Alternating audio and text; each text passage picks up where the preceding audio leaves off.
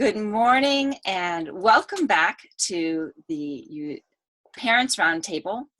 Experts and everyday parents discuss the issues. We started this summit in support of an organization called United We Parent that was founded by Hogan Hilling and Elise Cohen-Ho.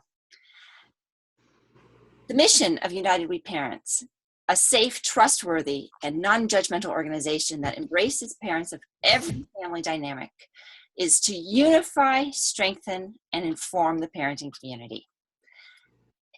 And I am a big believer of what United We Parent is doing, which is why I wanted to put on this telesummit, which is this combination of expert interviews and then our reaction to it and our feedback from it as we listen to it as parents and we think about what it looks like in our own lives and how it shows up and what we're seeing in society around us. Before we get to today's roundtable, I do want to tell you about two things coming out of United We Parent. One are two books, one written by Hogan Hilling and Austin Dowd called Dadly Dads, Fathers of the 21st Century, and a companion book by Hogan and Elise Cohen-Ho called Amazing Moms of the 21st Century. And both of these books, I think, really capture the mission that there are many ways to be an effective parent. The other announcement I'd like to make is that United We Parent is also really proud to have its first ever United We Parent conference, a day-long in-person event designed to provide resources for all parents, regardless of gender, sexuality, marital status, how or when you became a parent, ethnicity, age, income, or any other measure. We're focused on creating an interactive community and to collaborate in harmony with other parents to create a happier, healthier parenting community.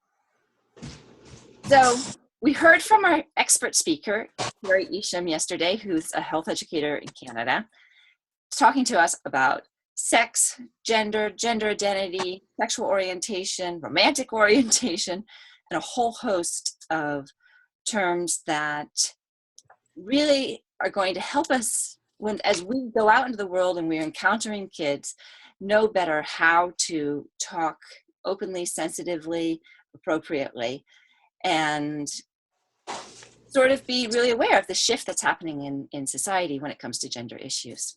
So I'm Elizabeth Stitt of Joyful Parenting Coaching, and I'm the host of the summit, and I'm really pleased to be leading today's roundtable discussion. So we're going to start with some quick introductions of who we've got at the table here today, and then we'll go into our reactions to the interview. So Kristen, let's start with you. Would you tell us name, kids, and where you're from? I'm Kristen Zinger. I am from Kitchener, Ontario, Canada, and I have two girls, ages 6 and 8. Okay, great. It's nice that we have a Canadian. Since Kerri was from Canada, so maybe you know a little bit about what your girls are experiencing in the school system. I don't know how it's different, but we can get to that. A little bit. Yeah. Michael. Hello. My name is Michael Picarella. I live in Los Angeles, California. I have a 13-year-old son, just one kid, and I write a family humor column, which is about my struggles as a parent. Good. Something we definitely need humor for. Jessie. Hi, I'm Jessie Rutherford. I'm in San Diego County. I have two daughters. They're 12 and 9. I write technical writing for a living, and I have a fiction project on the side. Good. And Stephanie. Hi, I'm Stephanie Owen. I'm in San Francisco, California, and I'm the founder of Motivational Parenting. I provide one-on-one coaching for parents in their home and virtually worldwide. Good. And I'm Elizabeth Stitt. My kids are 20, 21, and 23. So I think I've got the oldest kids in this bunch, and I'm in Mountain View, California. So wonderful. Would anybody like to jump in and start with reactions? I can start. Calling you. Thank you, Kristen. I've seen a lot of what Kerri was talking about. I work in schools right now, and lots of the bathrooms, especially the staff bathrooms, have a gender neutral sign out front. So that's definitely a shift that's coming. What I sort of hit home with me was it doesn't matter to me who you are, person, sexuality, race, gender. One of my daughters plays hockey, and I didn't tell her she plays boys hockey. She just plays hockey. And she doesn't notice that there's only 2 of them on the team, 2 girls on the team. And they're all the same. I mean, they're only 6, and they're just kids. So part of the labeling was one of your questions, Elizabeth, of why do we need to label with the pronouns? We don't really. People are people, and I think that's the same with your race. It goes for your gender. We should be accepting everyone, no matter who they are. Yeah. Great. Love it. Michael. Kristen, I was going to ask, how old were your kids again? They're 6 and 8. 6 and 8. So my son is 13, and what I've found, so just to back up a bit, so I watched that series 13 Reasons Why. Okay. And I remember thinking, the class is really diverse, and it just seems like it was very Hollywood, like they had a token this, a token that. Right. They had a little bit of everything, and I felt it was just so Hollywood. But what I hear from my son, it seems like that is the way it really is right now. And the kids feel very comfortable with who is what. So it doesn't seem like that big of a deal, actually. There are a lot of kids who say that they're bi, or they say they're gay. And it doesn't seem like it's a big deal. Like, I think it's more, or at least my generation or how I grew up, there wasn't, maybe there was one kid who might have been gay or openly gay. Yeah, openly gay, or more feminine, or a girl who is more masculine, maybe 1 or 2. But it's definitely not like that now, or at least that's the way I've kind of seen it through my son's eyes. So it seems like that generation of kid is very much more open to it than my generation was. Well, that speaks to what Kerri was talking about, right? About how a lot of times kids will open up more, or be more comfortable at school as opposed to at home, and the difference in the generational gap of acceptance, or the idea, I think, really comes up for me especially with all my work that I've done with parents, is just the idea of feeling like you're to blame as the parent, or it's your fault, or you're putting it on you as the adult, like raising your child, and what does that mean about you, and the shame around that there isn't this more open dialogue maybe around our generation or older generations of how that sits for you as a parent in raising kids that are from different, openly different in sexuality and gender. Okay, and that might be something good to come back to. Jessie, what was your first takeaway? I wanted to respond partly to that, and also to what Michael was saying. I live in a fairly socially liberal area, and my kids at 12 and 9 are aware of what gay is, and especially my older daughter who's 12, she's like, oh, there's a boy at school, he's probably gay, like, these are the reasons why. I mean, he hangs around with girls all the time, he wears Lululemon clothes, and everybody's very accepting of it. And it's way different than, I grew up in a small town where there was like one kid who was gay, and his legend has it he was like beat to pieces over it. But I mean, I know kids who are much more accepting of it. And when I told my daughter I was going to do this roundtable discussion, she said, well, yeah, the main reason to be accepting of people is because then you have more friends. Like, one of the neat things is that I don't think that gay kids are socially isolated, to where like people feel like if they hang out with gay people, then they're going to become gay or something like that, which I think is more how it was perceived a generation ago, that if you hung out with gay people or you liked gay people, then that you were somehow sexually tainted. And I don't think that's there anymore, which is really nice, that the kids can just be friends with people and leave their sexuality as yeah, it's not like you ignore it, right? Like, it's not like you say it doesn't matter. If you're friends with somebody, you care about what's important to them and what they want. The same way as parents, we would, I think, do the same thing, care about them and what they want and what makes them happy, but not have it be this giant elephant in the room in their social interactions, which is kind of admirable. And I'm enjoying seeing that.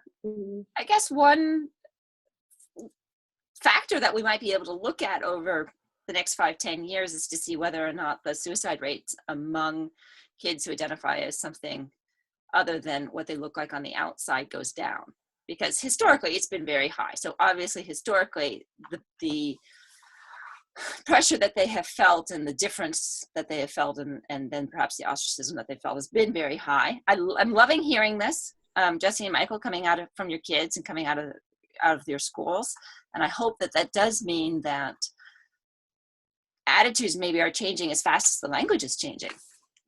I think it's changing really quickly, as I said, in a socially liberal area, right? So I can imagine that what I'm seeing in my kids' schools is not what would be going on in towns that may be more like the one I grew up in. And I don't know how it is now in the temperature where I grew up, but I would imagine there are places that, if my town is not like that today, that are like it was then now, and that it would not be as acceptable. I mean, I have a friend also in the immediate area who said his son was playing in a band at a school dance, and there's two boys just dancing together, and like nobody's giving him a hard time. That would have never happened. And I know there are places today where it wouldn't happen, but I think there's probably a leading edge on the curve in more socially liberal areas. I agree with what you're saying, Jesse. Based on population size, when there's a bigger sample of people, there's a bigger sample of diversity. So with a small sample set in a small town, you might only have one person who is different or feels different. So the bigger the place, the more opportunity is for exposure. Mm-hmm. How big is your town, Kristen? That's a very good question. 20,000 people. It's just like a big city. Not quite as big as Toronto would be. Maybe a quarter of the size. That's being generous. But fairly diverse, I would say. We have lots of different people, cultures, religions, races, friends. I have an eavesdropper sitting here. Yeah. Yeah, and I think to the point that you were saying about, so-and-so has this type of personality and they're gay, because kids don't have the same kind of stigma and feelings about certain labels that grown-ups do. And I think a lot of the discomfort with difference is kind of old school, for a lack of better terminology. It's probably my parents and their parents, and it's just some kind of thinking that we're growing out of. Well, and I think that from parents that I've talked to over the years, it's not so much a question of accepting that their child is identifying in some different way.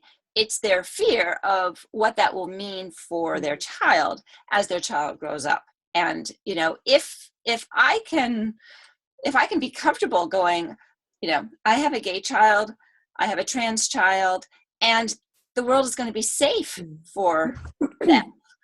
That is going to feel really different to me to thinking I have a trans child, and trans children are ostracized, and trans children are more likely to be attacked, abused, discriminated against. That's going to feel very different for me as a parent. Yeah, I think that's the Spencer Tracy movie, Guess Who's Coming to Dinner. I think that movie says that best. Yeah, which is about a white woman who brings home a black man, and the parents aren't necessarily against it, or at least toward the end they're not. They're more worried about what's going to happen to them from other people who disagree with that lifestyle. So yeah, I totally agree. My son has ADHD, and I think my wife and I were in denial at first about that. It was more about our problem with it than it was his. Well, I mean, he was having issues, but I think we had more of the difficult time accepting it than he did. I agree with both of you. And I think there's also something else, which is a little bit less of a generous statement to make. But I think there are parents who yes, they're worried about what that's going to mean for their kid. Is their kid going to be, discriminated against? But there's also parents who are at the same time worried that they're going to be discriminated against. It is kind of like they're taking it on as their problem. Like they don't want to have to tell their friends that their kid is gay. They don't want to have to tell, their coworkers, or, have the wedding picture somehow marred by the fact that the, brother of the groom has, his gay escort there or something like that. So I think that is also a factor. Not as nice, but I do think that happens. Well, and being judged as parents is a very hot button issue. That's one of our interviews is with Mercedes Samudio, who just wrote a book called Shame-Proof Parenting, and the whole book is about how do we as parents stand in our own core self and our own core beliefs and resist the being buffeted by all those opinions. Stephanie. Well, I wonder, I don't feel like there's a lot of language or conversation that's happening with parents as far as these kinds of topics that come up, right? So it's not, while not talking about it creates more of that shame feeling of, well, I'm alone. No one gets it. I don't think that anybody else is dealing with it. And so if we don't talk about it, then that's not there even in the picture. And so then there's this idea that you are alone. And if it does come up, what do you do? So I think a lot of it is really tools around it. Like, how do you handle those situations? Because they do happen, and they're probably happening to so many parents around you. But not having the awareness of that, and then the idea of how to approach it when it does happen, can really stunt you in your growth in that area. I totally agree with that, because a lot of things that I've gone through as a parent, like when my son was really young, he sucked his thumb, and he did that for a long time. And I thought, how long is he going to suck his thumb? Like, is he going to be doing this, when he's in his teens? Because it started going on really long. But I write a family humor column, so I wrote about it. And then all of a sudden I get all these emails from other parents with the same thing, solutions they did. And there is a comfort in knowing other people are going through it, and then to hear their solutions and to try them out. So yeah, I think you're right. I think communication and talking about things definitely helps.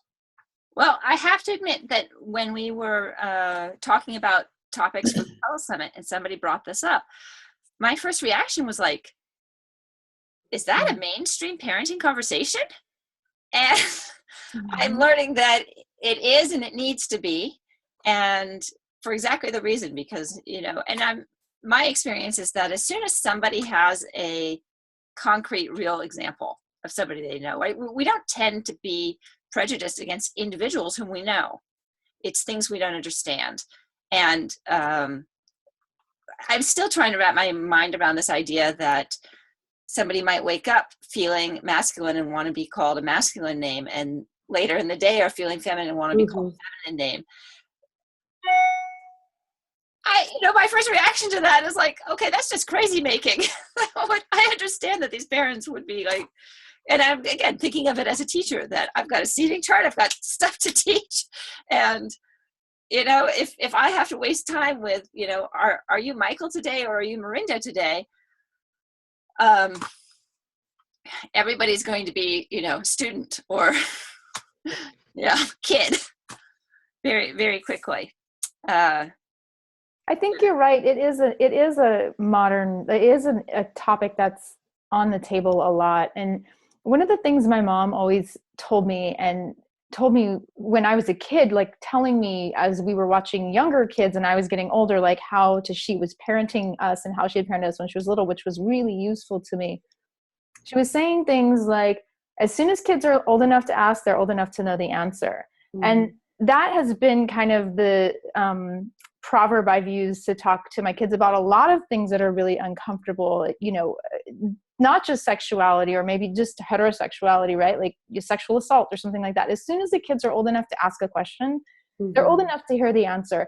And I think that goes with gender and sexuality issues as well, the LGBTQ issues. If the kids are asking, they have a right to know. And it's my own discomfort or my own, sometimes I just tell them, I don't know, like my kids are like, they were aware of gayness. And then we went somewhere and they saw a boy that was dressed in what was clearly like a feminine style cutoffs at the high school we went to watch a basketball game. And they're like, is he gay or trans? And I'm like, well, I don't know. Like that's my own, like, you guys gotta, maybe I'm not supposed to know. Maybe it's like up to him and whoever he's with. I don't know. So I think just being honest about the things you don't know and honest about the things you're not comfortable with might be a more genuine way of approaching your kids with those things than being like, I have all the answers and no, bestow them upon you, Yeah, good luck with that. And that, yeah. okay. Sorry. I agree with you, Jessie, that when, if they're asking, then you should give them what information is appropriate for their age. And it is okay not to know. And then usually what we do is say, okay, well, we'll look it up and we'll ask someone, or if someone's different for whatever reason, don't point and stare. Maybe be curious and ask a genuine, kind question, what happened, or, not so point and awe and cover your face. Just be genuine about what your curiosity is. I think that's really important. And I like the way you said that, because it is okay to be genuine and curious about social issues, right? Like there's a thing about, there's a fine line between staring at somebody in a wheelchair or who's cross-dressing and just being like, that's different and I want to understand it and I want to know more. I mean, I feel like that myself. There are certain things that I'm not an expert on LGBTQ, and there are things where I'm like, I'm scratching my head about like, well, how does that work psychologically for somebody? But it doesn't mean I'm being disparaging. It just means I'm curious about how people in the world are. I think also there's the part of being curious with the person, and also having those conversations at home, right, with your children. Yeah.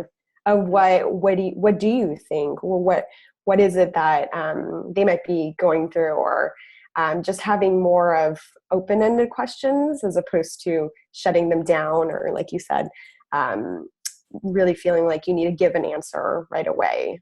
So giving space, I think, for that to happen can make a big difference.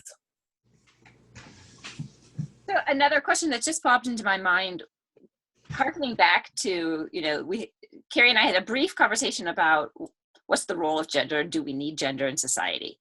And, maybe we should just all be they, and they is they, and it doesn't matter. It's not masculine or feminine. And my only little bell there is when we look at how we've talked about race in the country, and, we were going for a melting pot idea, right? Where we were colorblind. And then that has now shifted to say, now, wait a minute, I am what I am. I'm a glasses wearer. Don't deny me that. My glasses are an important part of me. And so to say, oh, I don't see whether or not she's a glasses wearer, is to deny part of who I am. Mm-hmm. So it's interesting. So it's like, should we just move to a society where color doesn't make a difference, where race, gender, none of this makes a difference, and we're not seeing any of it? Or does that make us all milquetoast and then we lose who we are? We have to do both. Yeah, so is it important then? To do both. To celebrate people as people, but then also, you know what, if I put my glasses on and you have glasses, hey, we're glasses friends together, and that's not bad. It's just more things to celebrate about. I think it's finding other things and other qualities about a person that are similar. A lot of times, same is safe, different is dangerous. And if you have this idea of where do we connect, how do we actually both, what are qualities about ourselves that we both have, can feel like, okay, well that these differences, we can embrace them and accept them and feel like this is something that is making us stronger, things that are unique and things that we're bringing to the table, as opposed to shunning them or not seeing them at all. Well, so what do you think about this, you guys? Like, there's the idea of gender performance. So we obviously do things to show who, I mean, I'm wearing a skirt right now. That's a gender performance thing. That's kind of like, most guys don't wear a skirt, and if they do, it means something else, and they're doing it in a certain way. I'm wearing 2 earrings. And I'm wearing lipstick. This is gender performance. I'm not doing that for myself. I wouldn't have put on lipstick at 9:00 on a Saturday morning if I weren't going to be in front of other people. I didn't, you know what I mean? Like that's not how I was going to do it. So I don't sit at home by myself and watch a movie with my hair done. So there is a gender performance thing. And we do that for other people, and to ignore that and say we don't see it, that's silly. And the reason I think people want to do that is because the difference is where civil rights have fallen apart. And so people want to say like, oh no, we're all the same. Well, we all deserve the same rights. So that doesn't mean we're the same. And I think that the reason those two things have gotten wrapped up together is because we're using it as a way of ensuring people's civil rights. I didn't put on any makeup, and I'm not wearing a skirt. And when I put on makeup to go out, I do it because it makes me feel better. And so I don't know if that's just like, that's me and my personal perspective or what I do. This is just my regular Saturday. This is me, tank top, jean shorts. And so I don't know. I never put a slant of gender on anything I do. When my kids were little, their favorite colors were blue and green. I didn't force them purple, pink, and people were like, oh, she's a girl, she likes pink. I'm like, actually, she likes blue. And we didn't scoff at it, and we have trucks and they have dolls, and but there's no doubt, because I have clients who, I have a mom who's like, if you were judging her on a scale, you would put her more on a masculine side than a girly feminine side. And her daughter is all about bows and tutus and yeah. And that it's like, it comes from somewhere other than socialization in that particular household. I 100% agree with you, because I have one, I don't know where she got her fashion sense or her wanting to put on makeup or high heels. I don't do any of that stuff daily, but she loves it. So it's fascinating to me where it would come from. It is fascinating. Yeah. So, Michael, any thoughts? I think as far as seeing everyone as, a they, I don't know if humanity is capable of that, because I feel like we're always trying to create tribes. Like, I could be a Warrior fan and someone else is a Lakers fan. I'm Italian American, so sometimes you celebrate that culture that we have. I feel like there's always competition, and so you want to identify with a specific tribe, and I feel like sometimes that even goes with men and women, the whole Mars and Venus thing. So I don't know, that's kind of what I was thinking when you guys were talking about that. I don't know if we're capable of that, of seeing people as a they. So I don't know. Yeah, I don't know. Right. So I guess A, are we capable? And then B, what do we gain and what do we lose? Yeah. I don't know if it's a bad thing, not being able to see people like that. But and I guess, obviously if you start treating people differently, like the workplace and women not being paid the same as men, obviously that's something different and a big deal. So when you're treating people differently because of who they are, who they identify with, then that's obviously a problem. But yeah, I don't know if we're capable of seeing everyone as just a they. Yeah, I think it's definitely biological to categorize in some way our community, to feel part of. I think, and then to be able to capable, I feel like where we've come from, where we are now, in so many ways, we've been capable of doing things so differently. I think if anything, it would be more of a trend to even go in that direction with even technology and how people are, they're shaping their world in a different way. But as far as what do you mean? What's a trend? Like, even if it were to catch on as a trend, Neutral language. Oh. Yeah, thank you. Sorry. Yeah. just using it in that way. And I could see like the younger generation doing that. But as far as, parenting and having this innate sense of I want my child to grow up, and whatever your dreams are, those come from a place inside of you, what you came from. And so to discount that, I think is a big hurdle and a big feat especially for parents. And so to create a new language, it obviously takes so long and so many shifts to happen to do that. Yes, on the one hand. On the other hand, I do think that, like, getting back to Kristen and like small town, big town, and Jesse, like, is it more literal? I think that the internet is changing that equation. So that what people are seeing and getting access to, and this kind of support that they can get. So therefore, the kinds of conversations that they can kind of begin to have, they might not be having them at their own dinner table, but they can certainly be having them online. And I think that is going to, that the kinds of shifts which we thought took a lot longer to happen are actually going to happen really fast. Right. Our exposure is so wide now. Mm-hmm.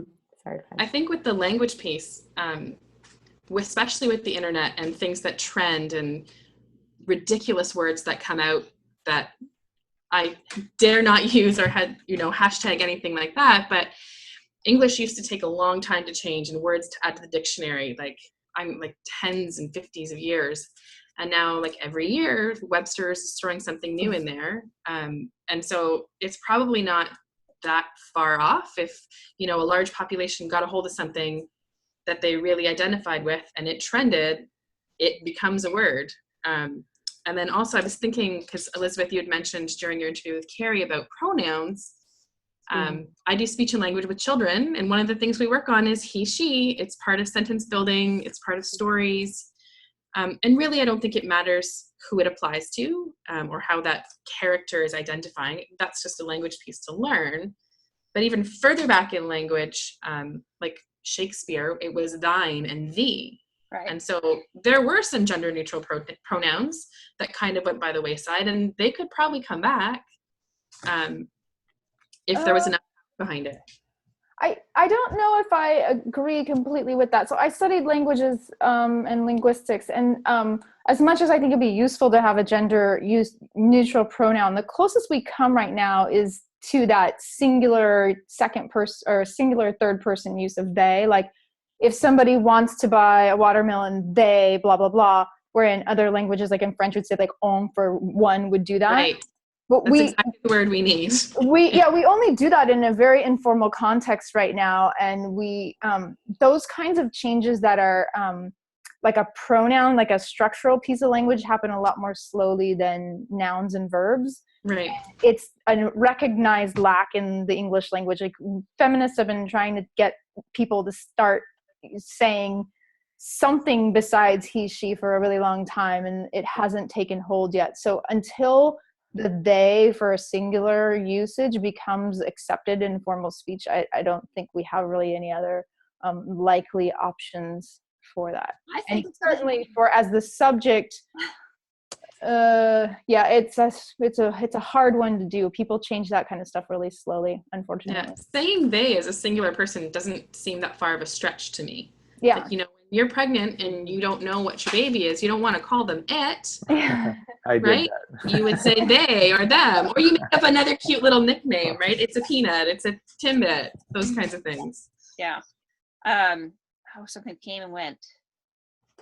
Oh, so yeah, I was thinking about that. So one of the conscious changes that I made when I was teaching was really just changing, and it seems so small, but it was still conscious. Instead of saying to kids, someday when you grow up and you get married and have kids, I would say, someday, if you should happen to get married and if you should have kids, then maybe right? Like, we might be talking about, a story where how does the parent react? How does the kid react? And, the kids are going, the parents should be this, they're not that, and that poor kid. And I'll just kind of insert, speaking as a parent myself, someday. And I used to say, when you're a parent, and then I switched it to saying, if you become a parent. And so I just wonder if, if with our infants, we did just start saying, what a good baby. You are such a good baby. What a great kid you are. Look at this beautiful kid. That to me would be an interesting shift, right? That, and also it would help because people right away, I mean, I do that too when I approach babies. Instead of asking, is it a boy or a girl, I'll tend just to say, oh, what a cute kid. What, look at that cute baby. Look at that great baby. Because it's neutral.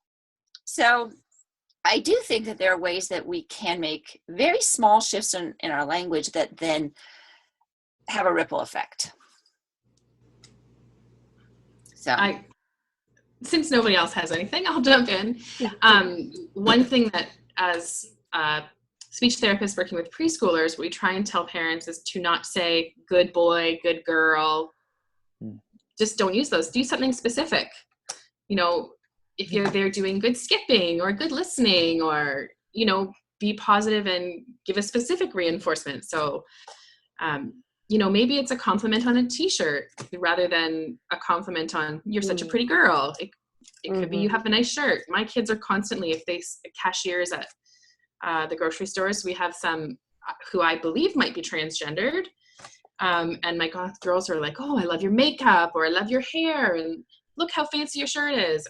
Just to different people, rather than just using a singular good something or a cute boy. Yeah, that's a great point. We are getting close to the end of our time. Is there anybody who has something that we haven't talked about yet that they really think would be useful to this conversation? Yeah, I have something. I think that when we talk, I also mentioned something about how we have civil rights wrapped up with certain ideas, and that we're afraid to lose those ideas or those values because we're afraid that people will lose their rights when we do that. And one of them I think we should look really carefully at as parents when we're parenting young kids as their sexuality develops and their friend's sexuality develops, is not being tied to the idea of somebody being born that way. I know that parents, we've all seen, kids who you knew because he was 5 years old and he was playing with dolls and he wanted to be a makeup artist when he grew up. And the kid was the last person to really even come to the idea. Everybody else was like, we know, we've been waiting for this conversation. And so that is one thing. And then there are other kids who maybe weren't so obvious about it, and then parents may struggle with it later on. And it's quite possible that the idea of born that way may not be the best way to protect people's civil rights, because there are people who I think are born that way. And then there are other people who maybe change their mind. And it really, I don't think should be, nobody should have to present their sexuality resume and have that validated by the rest of society. Nicely put. Thank you. You shouldn't have to, I shouldn't have to go along and be like, okay, so see, when I was 4, I was playing with ballerinas. I liked pink. That was my favorite color. I had long hair. Da, da. Therefore, you can now validate me as a heterosexual person. And I don't think gay people should have to do that either. And I think the only reason that really got popular was because there were groups of people were trying to rehab gay people. And the way that was protected was by saying, well, they can't be changed. They're born that way. And I don't think it's really anybody's business if they're gay for a day. It's your body. As long as it's consenting adults, you do what you want. I see what you mean. So that there was a period in gay rights activism where it was really useful to say, this is not a choice. This is not, this is a way that you're born. It can't be changed. And therefore, it can't become a political movement to try to change, right? To try to convert, maybe is the word. Yeah. Okay. Yeah, that's a very good point. I like that. So I think as we look at kids, growing up, we shouldn't have to ask. I agree. Exactly what you were saying about presenting yourself as a resume and proving that you identify as a girl. It doesn't matter. You shouldn't have to present your identity or label it, especially in the school setting. It's not useful. Other labels, like for example, ADHD or autism, are used to help kids get services that they need to support them. Your gender identity doesn't influence your amount of education. It doesn't, it's just who you are, and that should be supported. Right. And it's a great point with labels, because even getting a label of autism or ADHD, it doesn't at all change who you are. No. Mhm. And so, like parents will sometimes ask me, should I get him tested? Should I get the label? Should I not? Well, I'm like, well, it's not going to change what he needs. Right. So I don't see why not to have it if it gets you services. But the bottom Absolutely. line is that you're dealing with teachers and individuals from whom you are asking to make accommodations and to see your child as an individual and figure out what is best for that child. Mhm. So again, it's like, what do you need, kiddo? Is really the question. Right. All right. I want to respect your time and those of our listeners. This has been such an interesting conversation. I'm expanding so much what I learned that it makes me so grateful to, like, yes, this is why I do this, because I learned so much. Thank you very much. And I truly appreciate your insights and experiences and being willing to share with us. Thank you Thank for you. having us. Thanks.